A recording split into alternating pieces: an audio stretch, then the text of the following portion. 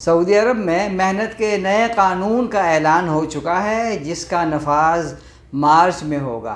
اس قانون کی مزید وضاحتیں وقفے کے ساتھ جاری ہو رہی ہیں۔ وزارت محنت، جس کا سابقہ نام وزارت محنت ہے اور موجودہ نام وزارت ہیومن ریسورسز یا افرادی قوت ہے، اس نے 8 صورتیں ایسی بتائی ہیں جن میں سابقہ کفیل سے رجوع کیے بغیر یا اس کی منظوری لیے بغیر غیر ملکی کارکن اپنا اقامہ ٹرانسفر کر سکتا ہے۔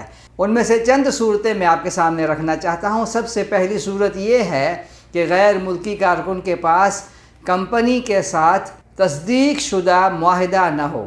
اگر غیر ملکی کارکن کے پاس تصدیق شدہ معاہدہ نہیں ہے تو وہ کمپنی سے منظوری لیے بغیر اپنا اقامہ ٹرانسفر کر سکتا ہے۔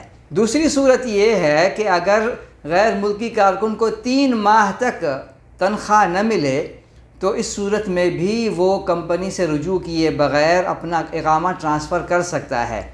تیسری صورت یہ ہے کہ اگر غیر ملکی کارکن کا اقامہ یا ورک پرمٹ ختم ہو جائے اور کمپنی تجدید کر کے نہ دے تو اس صورت میں بھی غیر ملکی کارکن اپنا اقامہ ٹرانسفر کر سکتا ہے۔ ایک اور صورت یہ ہے کہ کفیل وہ غیر موجود ہو، جیل کی صورت میں یا بیرون ملک چلا گیا ہو، واپس نہ آ رہا ہو، اور اس دوران غیر ملکی کارکن کو کہیں اور ملازمت ملتی ہے تو وہ اپنا اقامہ ٹرانسفر کر سکتا ہے۔